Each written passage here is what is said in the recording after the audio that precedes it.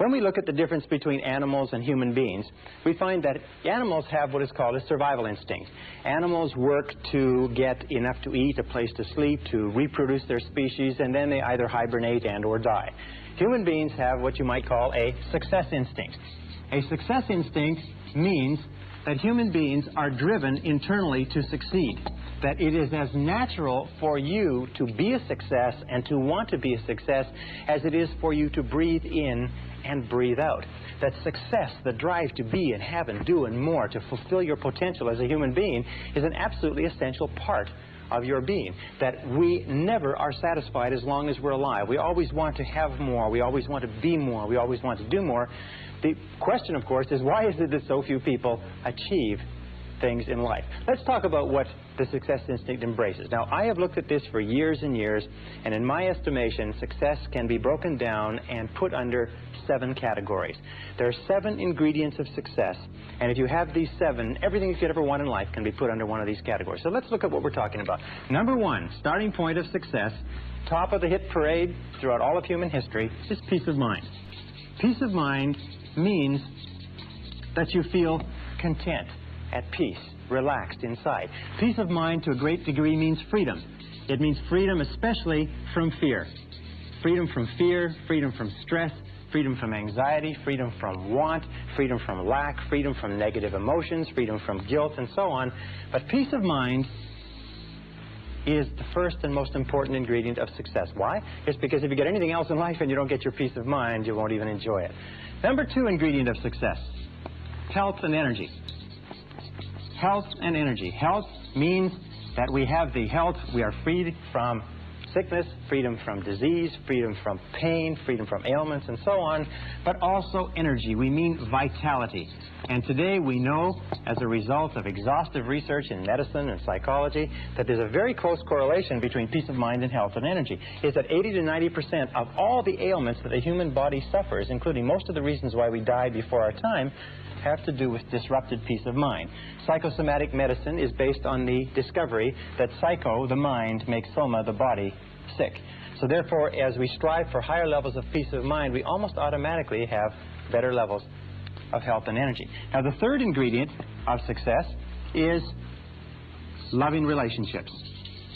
Loving relationships means that we have the ability, the capacity to enter into long-term loving relationships with other men and women. It means that we have the ability to give of ourselves, to love, and to be loved. And the ability to enter into loving relationships is an essential part of being human. It is the one essential characteristic of our humanhood.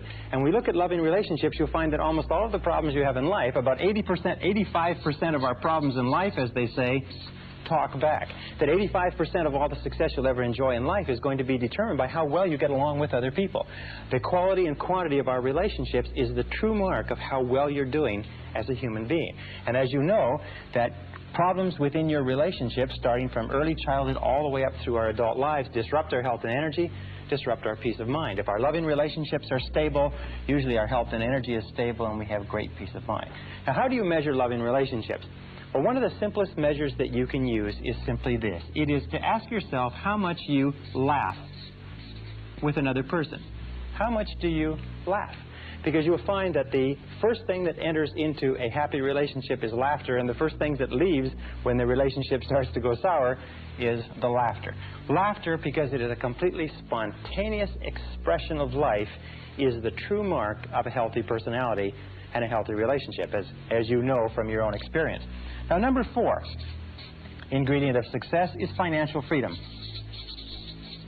Financial freedom means that you have enough money so that you don't worry about money. Now, some people have a tendency to say, well, success is just simply a matter of money and they're not interested in money. But the fact of the matter is that money is important. It takes money to buy clothes and books and to go to school and buy medical attention and to travel and to have all the good things in life.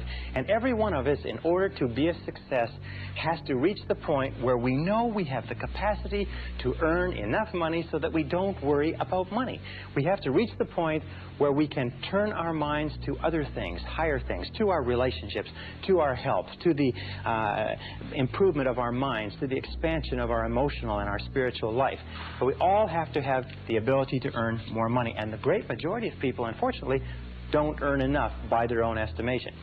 Now, the fifth ingredient of success is worthy goals and ideals. Worthy goals and ideals. Sometimes when we talk about ideals, we mean values. And we know that values really lie at the core of the human being. What your values are determines almost everything that happens to you. Worthy goals and ideals are what give us a sense of meaning and purpose.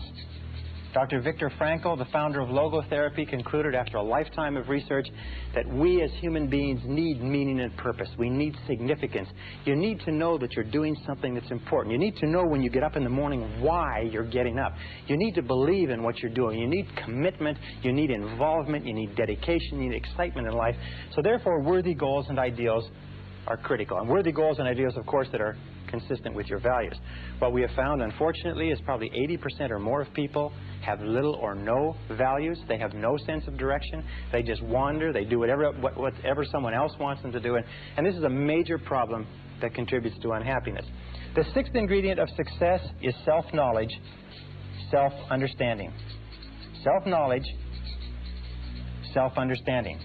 What does this mean? Well, it means that you know and understand who you are, why you do the things you do, what makes you tick. It also means that you have self-honesty. It also means that you have the character and the courage to face yourself honestly and squarely. As Shakespeare said, warts and all. You have the honesty to face your strengths and weaknesses. You have the honesty, if you like, and the integrity to look into yourself to fully understand why you do what you do. What makes you tick? Now, the seventh ingredient of success is really a result, and it is a sense of personal fulfillment. It is a sense of personal fulfillment, what Abraham Maslow called self-actualization. Self-actualization is the feeling that you are becoming everything that you're capable of becoming. Self-actualization means that you feel every single day that you're moving toward the fulfillment of your inherent possibilities.